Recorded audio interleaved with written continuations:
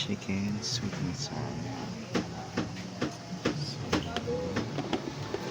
Tapos, mayroong ayong, habang sitaw, may pakwa.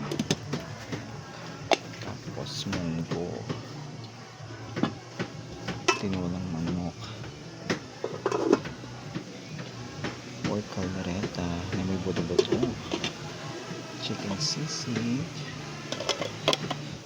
Pork sisig. Then, meron din tayong pork chop. Tsaka, bonus.